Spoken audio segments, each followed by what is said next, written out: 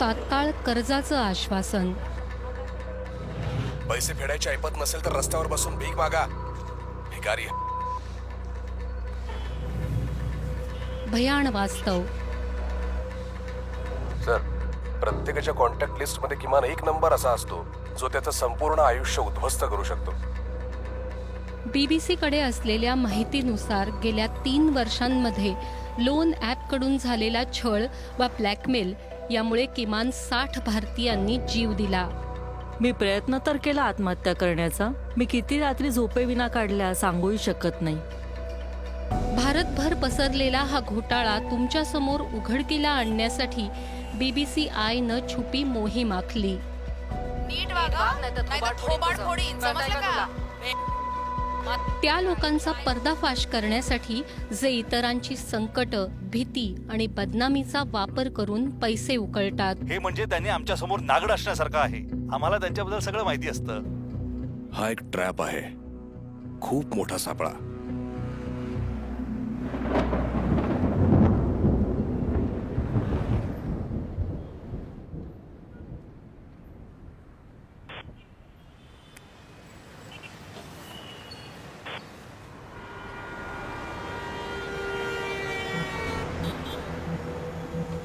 हा सापळा असा रचला जातो. तुम्हाला तात्काळ कर्ज देण्यात येत असल्याचा एक मेसेज तुम्हाला येतो. तुम्ही फक्त ॲप डाउनलोड करून अटी शर्ती मान्य करायच्या आहेत. यानंतर तुम्हाला तात्काळ पैसे मिळतील. पण तुम्हाला हे माहीत नसतं की तुम्ही एका सापळ्यात अडकताय. हे ॲप तुमची सगळी खाजगी माहिती मिळवतं. तुमची आय कार्ड्स, तुमचे फोटो आणि व्हिडिओज, तुमचं कुटुंब, सहकारी, मित्रमंडळी यांची नावं आणि नंबर. यानंतर खंडणी उकळायला सुरुवात होते. माझं नाव पूनम अगरवाल. मी एक शोधपत्रकार आहे. लोन ॲप्सनी फसवलेल्या लोकांच्या कहाण्या गेल्या वर्षीपासून ऐकू येऊ लागल्या. याला बळी पडलेल्या बहुतेकांना याविषयी बोलायला लाज वाटते. पण भूमी सिन्हानं धीर एकवटून मला तिची कहाणी सांगितली. माझे काही पैसे यायचे होते पण ते आले नाहीत आणि मला खरंच काही अर्जंट पेमेंट्स करायची होती. अगदी 5 मिनिटात पैसे तुमच्या खात्यात येतात. नंतर एका महिलेने फोन करून सांगितलं, जर ताबडतोब पैसे फेडले नाहीत तर आम्ही तुमच्या कॉन्टॅक्ट्सला फोन करायला सुरुवात करू. भूमीनं एका लोन ॲपचे पैसे फेडण्यासाठी दुसऱ्या लोन ॲपच्या कर्जाचा सहारा घेतला. तिला दिवसातून 30 ते 40 कॉल्स यायचे. अखेर तिनं ही सगळी कर्ज फेडली. पण तरीही आसान लोन या एका ॲपकडून तिला फोन येत राहिले. ॲक्च्युली ऑफिसमध्ये होते मी. एक सहकारी होते अकाउंटंट. त्यांनी मला हाक मारून सांगितलं, भूमी जरा माझ्या ऑफिसमध्ये ये. तो म्हणाला, हा मेसेज मला व्हॉट्सअपवर आलाय. त्यांनी जसे मला ते फोटोग्राफ्स दाखवले, क्षणभरासाठी माझ्या डोळ्यासमोर अंधारी आली. आसान लोनच्या कोण्या माणसाने त्याला तो मेसेज पाठवला होता, ज्यामध्ये मला त्यात पूर्ण नग्न दाखवण्यात आलं होतं. नग्न, तो मॉर्फ केलेला फोटो होता. आसान लोन ॲपनं एका पॉर्न फोटोवर भूमीचा चेहरा फोटोशॉप करून लावला होता आणि तिच्या फोनमधल्या सगळ्या कॉन्टॅक्ट्सना तो फोटो पाठवला होता. त्यांनी माझ्या मुलीला फोन केला, शिवीगाळ केली, तिला माझे न्यूड फोटो पाठवले आणि जे लोक माझ्या वडिलांना ओळखत होते ते सगळे त्यांच्यापर्यंतही हे फोटो गेले. मी प्रयत्न तर केला जीव द्यायचा, पण हिंमत झाली नाही, कारण मला एक मूल आहे. मी मेले तर माझ्या लेकीचं काय होईल? मी किती रात्री न झोपता काढल्या सांगता येणार नाही.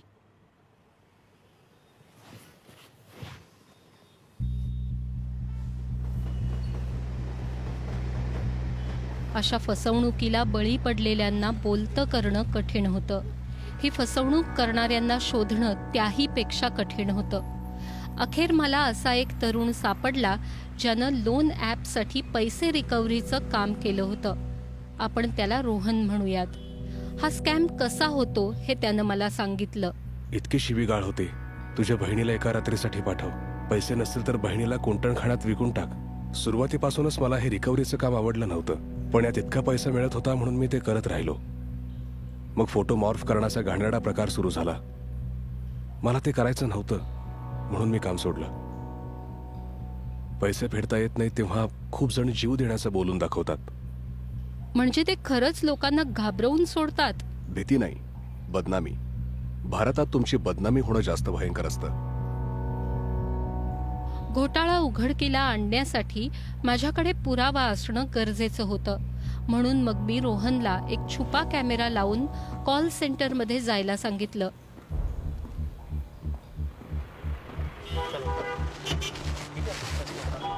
काही आठवड्यातच रोहनला कॉलफ्लेक्स कॉर्पोरेशनमध्ये नोकरी मिळाली. लोन ॲपसाठी पैसे परत मिळवण्याचं काम ते करतात.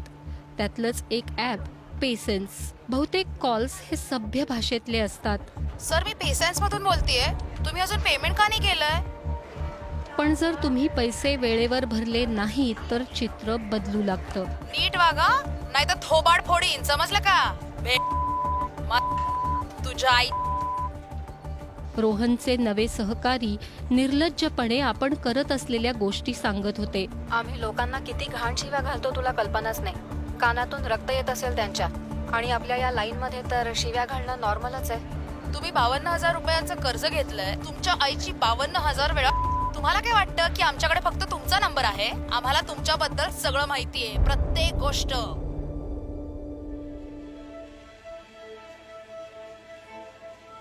रोहन गुप्तपणे काम करत होताच.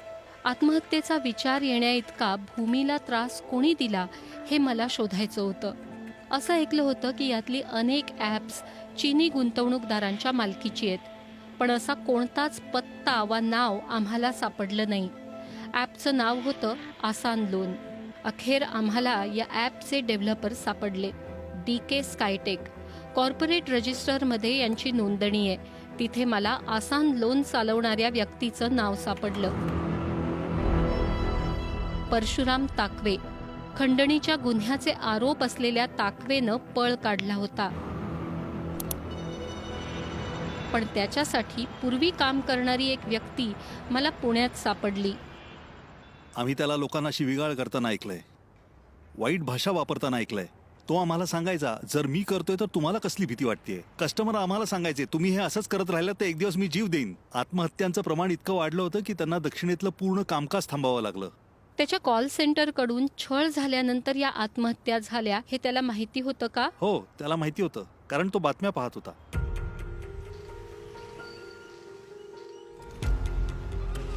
रोहननं कॉल सेंटरमध्ये छुपे व्हिडिओ करायला सुरुवात करून 3 आठवडे झाले होते.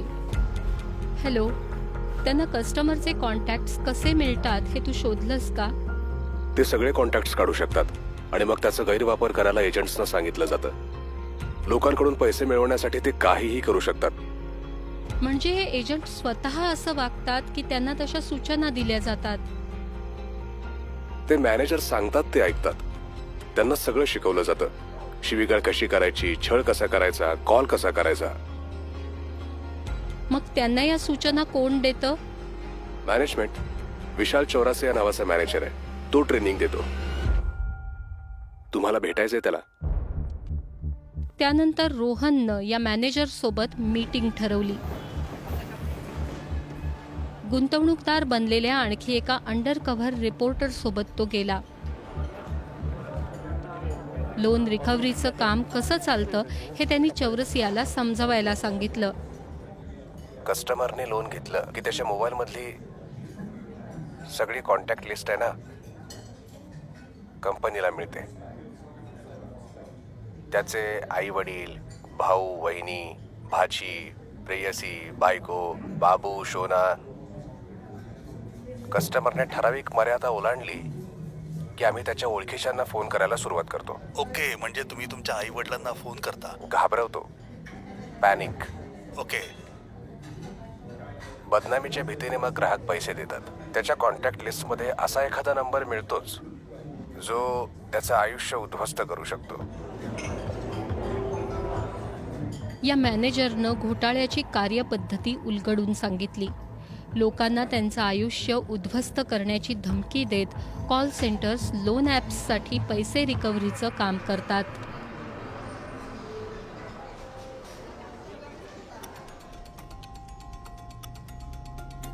चायनीज लोन ऍप्सवरच्या कारवाईची ब्रेकिंग न्यूज आहे. हीच या बुलेटिनची सर्वात महत्वाची बातमी आहे. हैदराबाद शहर पोलिसांनी ऑनलाईन लोन ॲप घोटाळा उघडकीला आणला आहे. भारतीय यंत्रणांनी लोन ॲप्सवर कारवाईला सुरुवात केली होती. एप्रिल 2022मध्ये ताकवेवर खंडणी, धमकावणं आणि आत्महत्येस प्रवृत्त केल्याचे गुन्हे दाखल करण्यात आले. वर्ष संपेपर्यंत तो फरार झाला. पण ताकवे एकटा काम करत नव्हता. त्याच्या मागे हा घोटाळा भारताबाहेरही पसरल्याचं मला आढळलं. ताकवे त्याची चायनीज पत्नी लियांग टियान हिच्यासोबत 4 उद्योग चालवत होता. सगळ्यात मोठा धंदा होता जिया लियांग या घातक लोन ॲपसाठी पैसे रिकव्हर करण्याचा. यातली काही लोन ॲप्स ही चीनी मालकीच्या 2 कंपन्यांनी स्थापन केलेली व पाठिंबा असलेली होती. या दोन्ही मागे ली शियांग नावाची गूढ बिझनेसमन व्यक्ती आहे. ली शियांगनं स्वतःला चांगलंच गुप्त ठेवलंय. आम्हाला ऑनलाईन काहीही सापडलं नाही. सोशल मीडिया अकाउंट्स नाहीत आणि फोटोजही नाहीत. या सगळ्या पैशाचा रोख एका शहराच्या दिशेनं होता, हाँगकाँग. इथे आम्हाला त्याच्या एका कर्मचाऱ्याचा फोन नंबर सापडला. स्वतःला गुंतवणूकदार भासवत आम्ही त्याला ली शियांग सोबत मीटिंग ठरवण्यासाठी विचारलं.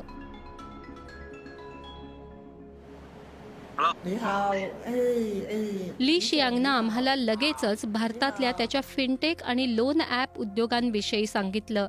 भारतातल्या इंडस्ट्रीतल्या टॉप 3 पैकी आम्ही एक आहोत. आम्ही आता जे करतोय ते जगभरातल्या नियमांनुसार आहेच असं नाही. आम्ही स्थानिक कर नक्कीच भरत नाही आणि आमचे व्याजदर स्थानिक कायद्याचं उल्लंघन करणारे आहेत. त्यानंतर ली शियांगनं महत्वाची गोष्ट सांगितली. हाँगकाँगमधून चालवल्या जाणाऱ्या त्याच्या कंपन्या भारतीयांचे कॉन्टॅक्ट्स चोरीनं मिळवतात आणि कर्ज वसुलीसाठी त्यांचा वापर करतात. तुम्ही परतफेड केली नाही तर आम्ही तुम्हाला व्हॉट्सअपवर ऍड करू आणि मग तिसऱ्या दिवशी आम्ही तुम्हाला व्हॉट्सअपवर कॉल आणि मेसेज करू आणि तुमच्या कॉन्टॅक्ट्सना कॉल करू. चौथ्या दिवशी जर कॉन्टॅक्ट्समुळे काम झालं नाही तर मग त्यासाठी विशेष पुढची पद्धत आहे. आम्ही त्यांचे कॉल रेकॉर्ड्स ऍक्सेस करू आणि त्याबद्दलची खूप माहिती मिळवू. हे म्हणजे त्यांनी आमच्या समोर नागड असण्यासारखं आहे. आम्हाला त्यांच्याबद्दल सगळं माहिती असतं. अखेरीस आम्हाला ली शियांग नावाची व्यक्ती सापडली आणि सामान्यांच्या अडचणीचा फायदा घेत तो पैसे कमवत असल्याचा पुरावाही. पैसे रिकव्हर करण्यासाठी ताकवेनं धमकी, खंडणी आणि घाबरवण्याचे पर्याय वापरले आणि त्यातले किमान काही पैसे या माणसाच्या खात्यात जमा झाले.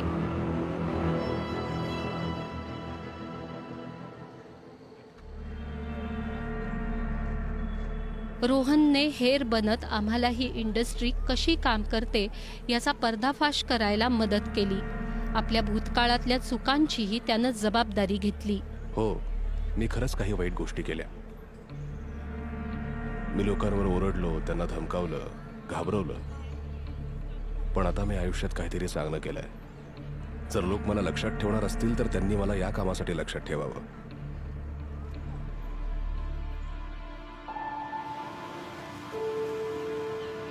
रोहन यातून बाहेर पडला, पण स्कॅम सुरूच आहे.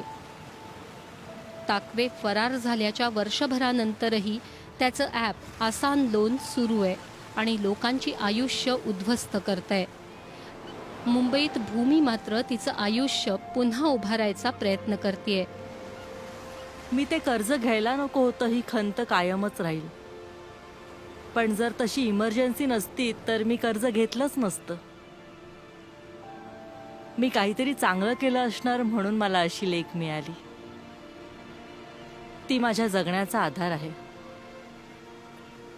मला वाटतं आज मी माझ्या लेकीमुळे जिवंत आहे. ती माझ्यासोबत खंबीरपणे उभी राहिली नसती तर लोन ॲप्समुळे जीव देणाऱ्या लोकांपैकी मीही एक असते.